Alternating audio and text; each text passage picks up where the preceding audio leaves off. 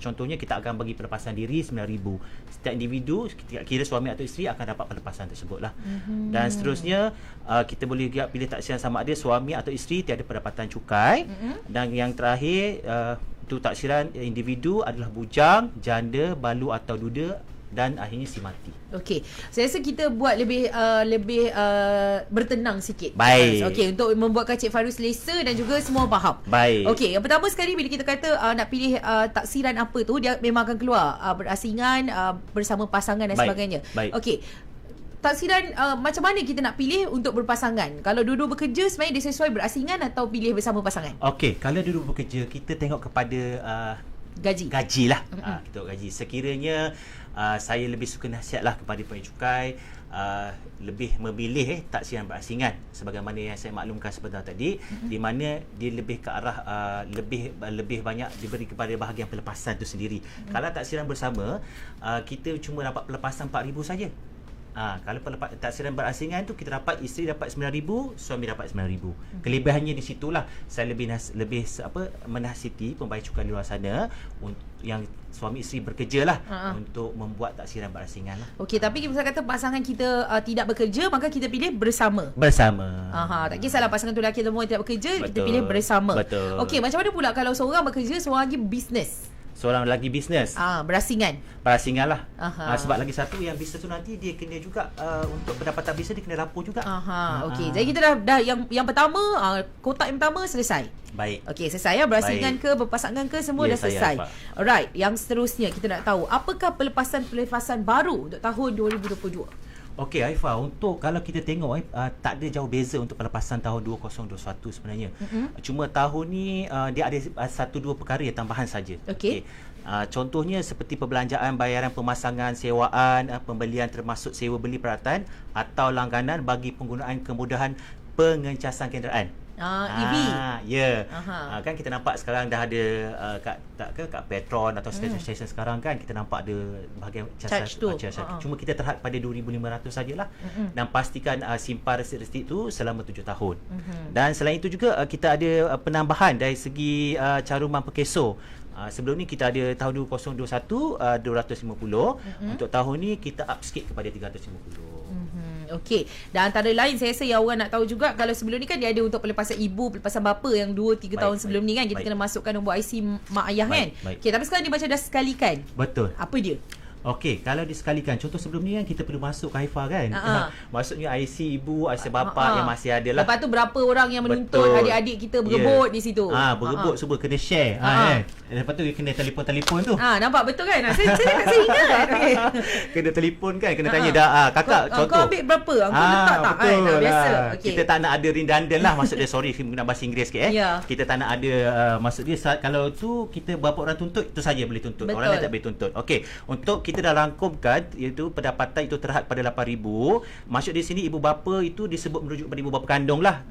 Itu juga pada ibu bapa angkat pun kita benarkan, tapi mestilah bermuasalah di Malaysia di mana rawatan perubatan dan perkhidmatan penjagaan adalah disediakan di Malaysia. Sama je macam tahun 2021 juga, perbelanjaan rawatan ibu bapa yang layak termasuklah rawatan perubatan, perkhidmatan penjagaan yang diperuntukkan oleh rumah penjagaan. Rawatan pengigian dihadkan kepada mencabut gigi, menampal gigi dan membersihkan karang gigi. Tapi untuk dari segi kosmetik kita tak benarkan. Putih-putih gigi semua itu boleh. tak benar. Contoh nak tanam akar ke gigi palsu kita tak benarkan. Tapi kena ingat Haifah tuntutan ini perlu disokong oleh pengamal perubatan yang berdaftar dengan Majlis Perubatan Malaysia MPM yang mengesahkan bahawa keadaan kesihatan ibu bapa kita memerlukan rawatan perubatan. Dan saya juga dapat sebelum ni juga soalan ni biasa juga pembayar cukai bertanya. Dan saya selalu maklumkan pembayar cukai perlu surat daripada pegawai perubatan untuk mengesahkan ibu bapa tu memang ada sakit-sakit tertentulah untuk mendapatkan ubat mungkin di farmasi dan sebagainya. Okey, faham. Baik, ada soalan daripada sahabat kita namanya Amir. Dia kata bagaimana pula kalau ayah saya dapatkan rawatan di Institut Jantung Negara, tu boleh masuk tak sekali? Boleh. Boleh. Sebagaimana saya nyatakan tadilah, mesti ada pengesahan daripada pengamal perubatan yang berdaftar dengan Majlis Perubatan Malaysia. Okey. Baik, seterusnya kita tahu juga tentang yuran pengajian tu. Baik. Yuran pengajian tu Haifa okey, dia tak ada beza juga dengan tahun 2021. Okey, yuran pengajian ni untuk diri sendiri kita lah, kepada pembayar cukai yang bersama belajar ke peringkat lebih tinggi tapi dia terhad kepada 7,000 saja. Okey, di antaranya mengikuti kursus pengajian seperti selain ijazah di peringkat sarjana ataupun doktor falsafah sebarang kursus pengajian sehingga peringkat tertinggi bagi tujuan memperoleh kemahiran atau kelayakan dalam bidang undang-undang lah, perakaunan ke kewangan, tapi mesti diluluskan oleh Bank Negara Malaysia atau Suruhanjaya Security Technical. Itu mesti kena ada ataupun diiktiraf oleh kerajaan Kementerian Malaysia lah. Okey, lepas tu saya tertarik juga dengan yang kursus untuk upskilling. Ada 2,000 dia punya perbahasan. Betul. Itu kursus yang macam mana? Itu lebih kepada kemahiran. Okey. Kemahiran. Contoh kalau kita pergi kursus-kursus bisnes tu bukan tu? Boleh lah. Oh, boleh. Kan dia sebutkan yang macam tu boleh? Itu kemahiran. Boleh. Kita terhad pada 2,000 saja, Haifa. Baik, dan juga sekiranya anda bersama dengan kami waktu ni, saya cadangkan untuk anda muat turun aplikasi MyTax. Jadi sementara Cik Fairuz cakap ni, kita boleh go through satu persatu. Mungkin boleh buat terus pun, senang. Betul tak? So terror boleh buat. Cepat-cepat. Okey. Satu lagi yang saya rasa ibu bapa pentingkan juga waktu ini ialah kita ada pelepasan untuk vaksin. Betul. Vaksin bagaimana yang boleh didapatkan pelepasan? Okey, dia ada dua Dia ada dua peringkat. Satu, suntikan vaksin bagi diri sendiri, pasangan, isteri, anak-anak lah, satu keluarga lah kita katakan Dan jenis-jenis vaksin yang dibenarkan adalah ada banyak vaksin sebenarnya. Tapi saya bagi contoh 3 sajalah kat sini, Haifa. Mungkin rotavirus, influenza ni biasa kita dengar, dan juga coronavirus yang baru kita hadapi baru-baru ni. Itu adalah virus, tapi kita terhad pada 1,000. Tapi kita juga ada bagi juga lagi pelepasan 1,000 untuk ujian saringan serta pengesahan COVID-19. Dia termasuklah kit-kit ujiankan diri ke atas diri sendiri, ahli-ahli keluarga kita, ibu bapa kita, isteri dan anak-anak lah. Dan perlu dibuktikan dengan resit yang dikeluarkan oleh hospital atau klinik atau pengamal perubatan yang berdaftar dengan Majlis Perubatan Malaysia. Okey. Baik, ada soalan. Saya pergi umrah 16 orang sekeluarga. Tu boleh claim ke tidak? Dia claim untuk diri dia sajalah. Boleh. Untuk dia saja. Habis anak-anak yang dia bayar? Anak-anak masuk sekali? Masuk sekali. Sebab dia betul. Pasangan dan anak-anak? Betul. Okey, faham. Baik, bolehkah kita terima soalan di laman Facebook? Soalan mudah-mudah, Cik. Mudah-mudah soalan. Cik Mary boleh jawab. InsyaAllah saya cuba menjawab. Okey, soalan yang pertama, Hamba Sohir nama dia. Salam Cik Fairuz, nak tanya SSPN tahun ni diteruskan lagi tak? Ya, kita diteruskan sama je untuk tahun-tahun yang sebelum ni lah. Sama, tak ada beza. Dan sekiranya kalau anda bayar SSPN, SSPNI atau SSPNI Plus, dia akan terus masuk kat dalam MyTax tu. Anda buka je SSPN, dia dah tulis dah berapa amount. Betul, Haifa. Masuk dalam sistem tu. Soalan seterusnya, Cik Amir Azlan Ambiah. Kalau ibu bapa bedridden, dia kata, kita ambil nurse, jaga bayar ikut mingguan. Macam mana nak claim? Nurse tu tak ada receipt. Itu masalahnya. Kita berbalik dari segi kita punya dia ada site untuk dari segi audit. Kita dah nyatakan sebelum ni apa saja mesti ada receipt. Kena ada receipt. Itu tu wajib kena ada walau macam mana sekalipun baru kita boleh tuntut pelepasan tu. Okey, kalau tak mungkin kena usahakan sesuatu untuk dapatkan receipt tu sebab kita tahu ianya berlaku nak jaga ibu bapa kita bedridden kan. Alright. Baik, dan untuk anda kalau ada lagi sebarang soalan terus boleh tinggalkan di live Facebook bernama Radio. Saya akan ajukan soalan anda satu persatu. Sedikit kita nak kembali kepada ujian saringan tu. Okey, ada yang tak faham. Dia kata ini memang yang buat PCR tu ke ataupun sebenarnya kita beli kit-kit yang RM18, RM36 beli tu boleh claim juga. Okey, ini untuk yang ujian kita pergi ke hospital atau klinik atau hospital lah. Ujian saringan tu. Itu saya kata mesti mendapat daripada apa tu yang saya terangkan daripada Haifa tadi tu. Mesti mendapat pembuktian resit yang dikeluarkan oleh hospital atau klinik atau badan pengamal perubatan yang berdaftar dengan Majlis Perubatan Malaysia. Itu saja kita benarkan untuk dituntut lah. Okey. Baik, dan antara lain juga yang memang kalau orang tak sabar nak claim adalah gaya hidup RM2,500. Betul RM2,500. Tapi bawah tu dia ada lagi satu RM500 tambahan. Itu apa yang tambahan tu? Okey, tambahan ni dia ada dua. Itu adalah contohnya tambahan tu macam kalau kita membeli telefon dan sebagainya, macam bil kan. Kalau HP telefon lah, tab dan sebagainya mungkin harganya lebih tinggi. Mungkin kita beli 2-3 jenis. Itu tambahan tu kita boleh top up dekat bahagian RM500 tu lah. Beli laptop ke boleh? Boleh. Tak ada masalah. Telefon pun boleh. Dia game boleh kira? PS tak adalah. PS tak ada. Kira clear, kena clear. Kita takut orang salah faham. Claim-claim kena audit menangis. Baik, dan juga antara lain kan, kalau kita pergi macam gym ke, pergi fasiliti sukan semua tu masuk kat mana? Oh, itu kita masuk dekat itulah bahagian gaya hidup juga. Kita ada yang terbaru ni, kita ada untuk pelepasan untuk fee contohnya macam fee pendaftaran bagi penyertaan apa-apa pertandingan pun ada, pembelian peralatan sukan ada, bayaran sewa atau fee kemasukan fasiliti sukan ada, semua ada. Maksud kalau kita pergi gym bulanan tu boleh claim? Boleh, 500 kita terhad maksud dia kita macam jadi pertandingan sukan yang terbaru untuk pertandingan sukan mana-mana penganjuran pun boleh. Dan pasti diluluskan ataupun dilesenkan oleh Pesuruhjaya Sukan di bawah Akta Pembangunan Sukan 1997 lah. Baru kita benarkan. Ada banyak pelepasan yang boleh anda tuntut. Okey, jangan risau, memang nampak tiap-tiap bulan tolak banyak, tapi inilah waktunya untuk kita tuntut balik apa yang boleh. Tapi jangan tipu pula, nanti kena audit menangis. Okey. Dia tanya lagi, Cik Fairuz, ni pun soalan favourite juga. Tolong bagi tahu tentang pelepasan hotel tu. Macam mana ni yang RM1,000 pelancongan domestik? Okey, untuk hotel tu untuk hotel tu dia mesti berdaftar. Dia mesti berdaftar dengan Motek. Betul. Itu kena berdaftar dengan Motek baru kita boleh tuntut lah. Tidak kira lah hotel ke, rest house ke, chalet ke. Tapi sekarang kita dapat lihat sekarang Haifah, banyak mereka yang especially keluarga yang besar berminat menginap di homestay. Betul. Jadi di sini juga saya untuk saranlah kepada pemilik homestay di sana, bolehlah kita berdaftar dengan Motek, kerana secara tak langsung kita boleh tarik kita punya pelanggan. Kerana pelanggan kita ataupun payah cukai itu sedia maklum bahawa apabila mereka stay di homestay yang berdaftar dengan Motek ni, dia boleh memohon pelepasan yang kita terhad RM1,000 sajalah. Ya, RM1,000 untuk domestik maksudnya pelancongan dalam negara. Jadi Cik Hambut Sawit, saya cadangkan kalau nak tengok list tu boleh ke laman Sesawang Motek, nanti type je. Okey, hotel inap desa yang berdaftar untuk pelepasan cukai. Nanti dia akan keluar list dia di situ. Macam banyak semua betul kalau periksa saya 100. Hebat Haifah ni, hebat. Okey, antara lain juga kita nak tahu tentang yuran taska anak umur 6 tahun ke bawah ni. Okey, yuran taska anak ni kita tidak kira berapa sekali anak pun kita boleh hantar, tapi kita terhad pada RM3,000. Sama je seperti untuk tahun 2021. Tak ada beza. RM3,000. RM3,000 terhad kita terhad RM3,000 saja untuk taska anak-anak. Tu je lah pun yang boleh kan. Tapi ada yang kata alah daftar je pun dah RM2,500. Tak apalah, sekurang-kurangnya dapatlah pelepasan kan. Sikit-sikit. Baik, dan ada banyak pelepasan menerusi anak-anak yang diberikan oleh lembaga hasil sebenarnya. Cik Fairuz, antaranya yang boleh kita kongsikan apa tu? Antaranya adalah merupakan caruman kepada simpanan Kejap skim simpanan pendidikan nasional SSPN. Kan? Ya, betul. Kita terhad pada RM8,000 lah. Lepas tu kalau anak-anak kita belum kahwin, umur 18 tahun ke bawah, RM2,000 seorang. Betul. Kita bagi RM2,000 untuk anak-anak di bawah. Katakanlah ada 5 orang, dan haraplah RM10,000. RM10,000. Lepas tu jangan lupa ada lagi pelepasan RM8,000 kalau anak kita A-level. Pengajian tinggi sepenuh masa, tidak termasuk kolej matrikulasi praijazat A-level.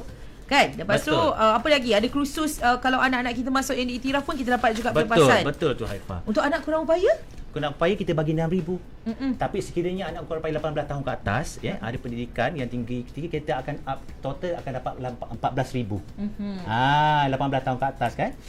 Dia ada, maksud dia ada dia menyambung pengajian lah ke peringkat lebih tinggi. Baik, tuan-tuan dan puan-puan pendengar-pendengar, apa yang paling penting sebenarnya setiap kali kita nak buat pelepasan ni, kita kena simpan resit. Betul. Okey, berapa tahun kita kena simpan resit, Cik Fairuz? 7 tahun. 7 tahun. Kira-kira Haifah dia boleh simpan secara orang kata secara soft copy atau hard copy lah. Yang penting bila time audit, pembayar cukai boleh berilah bersama kepada pegawai audit kita untuk semak lah apa pelepasan-pelepasan yang pembayar cukai tuntut.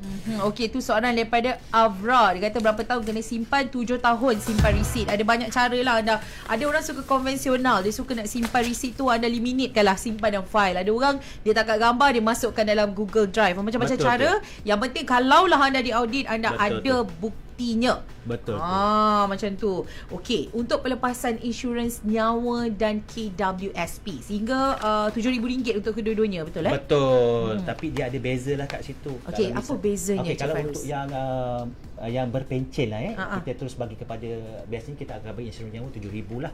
Kalau yang tidak berpencen tu macam swasta dan sebagainya tu, kita akan ada dua pula pecahan kat situ. 3,000 untuk nyawa, 4,000 untuk WSP saja. Sekiranya maksudnya kalau kat form tu, kalau kata ada carum makan WSP tu lebih daripada 4,000, tapi kita terhad 4,000 saja. So yang boleh 4,000 je. Kalau awak tekan banyak, dia memang tak boleh. Dia akan tak jadi. Dia tak jadi. Okey. Itu yang penting juga. Dan juga antara lain apa lagi yang ada ni. Okey, saya rasa antara perkara yang perlu juga kita beri perhatian ialah berkaitan dengan potongan derma ni. Okey. Sebab di depan-depan kan derma-derma ni, lepas tu dia adalah kotak info kalau kita nak info tambahan dan sebagainya. Derma-derma bagaimana yang boleh kita dapatkan pelepasan, Cik Fairuz? Okey, derma ni firstly dia kena tahu dia kepada siapa dia derma. Dan dia kena pastikan bahawa tempat pada badan amal yang pembayar cukai ini salurkan derma tu mestilah diluluskan oleh kerajaan ataupun lembaga hasil di Malaysia. Dan mereka boleh tengoklah list-list ni di laman web kita di www.hasil.go.my, dan kat situ kita ada semua list lah badan-badan ataupun badan amal yang kita luluskan untuk diorang claim sebagai potongan lah dalam borang BE. Tapi make sure yang kita derma tu memang yang diiktiraf, yang keluarkan resit yang ada potongan cukai kan? Betul, tapi diluluskan lah. Yang diluluskan. Okey, faham. Ada soalan seterusnya. Zahidah Zakaria, kalau hibah takaful boleh claim tak? Nak masuk dekat mana? Apa tu? Hibah takaful. Hibah takaful. Dia bagai insurans tu lah. Insurans yang insurans nyawa tu ke? Ya, betul. Okey, Puan Zahidah dia dekat insurans nyawa. Okey, ada soalan lagi. Amir Azlan Ambiah, dia kata, Assalamualaikum Cik Fairuz, anak menuntut di universiti luar negara, perlukah sebarang pengesahan dari universiti setiap tahun dan dapat berapa pelepasan ya? Perlu seperti yang saya nyatakan tadi lah 8,000. Haifah pun ada cakap tadi. Kita bagi 8,000 lah untuk anak yang belajar, dan perlu dapat juga daripada surat pengesahan lah. Itu perlu. Itu perlu. Kena ada. Okey, faham. Perlu ada, tapi tak perlulah sertakan sekali. Bila diminta atau diaudit tu baru kita bagilah. Jadi make sure anda tidak tipu lah. Tapi kita tahu dia bukan tipu, tapi sebenarnya kadang-kadang kita keliru. Keliru. Okey, kita faham. Baik, bagi rebat cukai. Ada rebat? Ada. Okey. Kita ada rebat cukai kepada pendapatan RM50,000 lah, RM5,000 ke bawah kita akan bagi 400. Kita bagi 400. Yang tu macam mana Itu bila kita dah ada pengiraan cuba pelepasan, nanti dia ke hujung tu dekat pendapatan bercukai nanti, pendapatan bawah RM35,000 kita akan bagi rebate. So kita tambah sendirilah nanti. Tak, biasanya kalau kita, that's why kita buat e-filing. Bila cari e-filing tu rating semua ni auto lah. Pengiraan tu dah siap-siap dah kat situ. So tak ada masalah. Faham. So rebat RM400 ni untuk setiap suami dan isteri, sama ada pembayar cukai tersebut milih taksiran berasingan, taksiran bersama atau taksiran di mana salah seorang suami atau isteri tiada pendapatan. Okey, lain-lain saya rasa yang kita kena berikan perhatian juga adalah zakat fitrah. Macam mana tu? Okey, zakat fitrah ni dia boleh saja kita claim, tapi amount tu mestilah maksimum tertaluk pada cukai yang dikenakan kepada pembayar cukai tersebut. Maksud tidak boleh lebih lah, kata dia kena cukai sebab ini, tapi zakat tu dia boleh claim tapi semaksimum. Contoh orang ni kena cukai RM8,000. So zakat tu dia boleh sampai RM8,000. Boleh. Dia tak boleh RM12,000 tiba zakat. Tak boleh. Okey, banyak soalan ni. Zahidah dia tanya, medical untuk parent. Receipt daripada private hospital boleh ke tidak? Boleh. Saya katalah mesti tak ada masalah. Betul, tak ada masalah. Tapi mesti itulah ada tu surat pengamal daripada pengampu perubatan. Alright, Syazwan Malik, kalau dah hantar-hantar nak buat pembetulan boleh tak? Okey, untuk pembetulan ni soalan yang selalu kita terima lah. Okey, untuk pembetulan kita nasihat kepada bayar cukai di luar sana untuk membawa semua dokumen, bawa ke kita punya kaunter, pergi saja di mana-mana kaunter lembaga hasil negara Malaysia untuk bagi urusan untuk pembetulan yang kesilapan kita buat terhadap borang BE tadi tu lah. Kita pergi kaunter? Betul, dinasihat untuk ke kaunter lah. Okey, ada soalan lain. Isjeng dia kata anak masuk U bulan 11 tahun 2022. Betul lah dah kan, tahun lepas. Okey, tapi bulan 1 tahun ni berhenti belajar sebab masalah kesihatan. Boleh claim tak sebab dah bayar yuran semua? Boleh lah. Boleh. Boleh. Cik Is boleh, tak ada masalah. Boleh. Okey, Cik Fairuz dah happy dengan kita. Right, satu lagi saya rasa yang perlu diberi perhatian juga ialah levy pelepasan umrah. Baik. Tu macam mana? Itu 2 kali setahun lah. 2 kali seumur hidup. Sorry, maafkan saya. Bukan saya cakap. Kan, dengan cerita Irfan nak pergi umrah ni. Saya dah bawa balik. Okey. Balik. Puteri Narisa kata umrah berapa kali boleh claim? Okey, umrah boleh claim 2 kali seumur hidup. Betul tu. 2 kali seumur hidup berapa dia tanya? Itu yang seperti penjelasan yang tadi itulah. Kalau kita dengar borang tu, kita ada bagi setakat mana perjalanan yang tambahan tu. Pengiraan dia punya itulah. Kos-kos yang terlibat. Okey. Baik, banyak soalan lagi dah nak hujung ni. Okey, soalan dia Cik Fairuz, boleh tak suami tuntut pelepasan insurans atas nama isteri sebab suami yang bayarkan insurans isteri tu, isteri dah tak bekerja kini. Okey, insurans apa? Kalau insurans nyawa boleh. Oh, boleh. Boleh. Tapi tidak kepada anak lah. Hanya pasangan. Pasangan. Okey, faham. Lagi soalan, taksiran bersama zakat boleh claim dua-dua suami isteri atau salah seorang sahaja? Taksiran bersama? Zakat. Kalau boleh, seorang je kena claim lah. Maksud dia bersama kan bolehlah claim. Tak ada masalah sebab dia bersama. Dia memilih taksiran bersama kecuali berasingan. Okey. Ini senang ni. Saya pula yang kata senang kat soalan dia. Dia kata, tuan saya masuk MyTax website maklumkan sijil digital dah expired, apa saya perlu buat? CJ dah expired. CJ digital. Cakap je nak renew. CJ digital dia pergi next saja. Teruskan saja. Tak ada isu. Nanti you pergi next, nanti dia akan proses macam biasa. Jangan risau, Melissa. Awak masuk je MyTax terus next terus akan dapat semua dah boleh digunakan. Okey. Encik Nordin, kalau taksiran berasingan, suami boleh tak claim pelepasan isteri RM4,000 tu? Boleh. Berasingan tak boleh lah. Berasingan tak boleh. Berasingan tak boleh. Okey, banyak soalan ni macam macam tu kan. Okey. Tapi kita tak ada banyak masa. Kalau anda ada sebarang soalan sebenarnya ataupun anda masih lagi ada kecelaruan, jangan risau tau. MyTax sudah ada chat. Anda boleh chat dekat sana kan. Betul kan? Semua ada di sana. Semua ada. Sedikit pesanan kepada pendengar-pendengar kita. Silakan Cik Fairuz. Alright, sedikit pesanan pada pesanan kepada pendengar-pendengar bernama radio dan juga kepada cukai di luar sana. Okey, sebagai rakyat Malaysia yang bertanggungjawab, anda perlu lapor pendapatan anda kepada hasil jika anda layak dikenakan cukai. Pastikan anda melaporkan pendapatan penggajian menggunakan borang BE secara e-filing di mytax.hasil.gov.my selewat-lewatnya pada 30 April 2023. Walau bagaimanapun jangan tunggu saat-saat akhir. Kita tak mau tunggulah, kita takut jam last minute kan. Okey, bila dah tutup pelepasan dan rebate cukai, pastikan anda simpan resit perbelanjaan tersebut selama 7 tahun dan pastikan juga anda menuntut pelepasan yang layak saja. Dan di sini juga saya ingin mengingatkan kepada semua pembayar cukai di luar sana berhati-hati dengan skamer.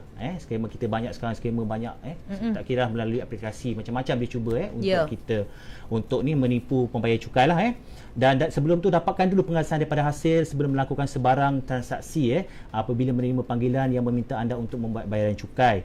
Okey, bukan sahaja panggilan, pastikan juga anda tidak klik mana-mana pautan yang dihantar kepada anda menerusi email atau pautan yang meragukan. Layari portal hasil kami iaitu di www.hasil.gov.my untuk sebarang maklumat percukaian dan jangan lupa untuk follow hi-fi kita sekarang kita dah ada TikTok okey, kita follow TikTok. Kita dah ada TikTok sekarang ni supaya follow kita punya TikTok selain daripada Twitter, Facebook dan juga Instagram dan saya serukan selagi ayolah semua rakyat Malaysia kita sama-sama membangunkan Malaysia dengan melaksanakan tanggungjawab anda sebagai pembayar cukai. Dan sekali lagi saya ingin mengucapkan ribuan terima kasih kepada anda semua di atas sumbangan kepada negara kita dan terima kasih juga kepada bernama Radio kerana sudi menjemput kami Lembaga Hasil Negara Malaysia bersama-sama pagi ini berkongsi. Saya rasa ni soalan favourite last lepas ni tak cakap apa dah. Refund e-filing berapa hari? Kita bagi 2 minggu lah. 2 minggu waktu bekerja 2 minggu hari bekerja. Baik. Terima kasih kita ucapkan kepada tamu kita Encik Muhammad Fairuz Abdul Latif, Timbalan Pegawai Perhubungan Awam Lembaga Hasil Dalam Negeri Malaysia, Wilayah Persekutuan Putrajaya bersama dengan kami untuk program Kredit Cukai. InsyaAllah minggu depan kita kembali lagi. Kalau ada soalan lagi anda boleh terus tanyakan mereka menerusi MyTax tu, ada chat dekat sana. Terima kasih Encik Fairuz. Terima kasih dan untuk anda terus dengar Bernama Radio. Jom lapor dan bayar cukai pendapatan sekarang di mytax.hasil.gov.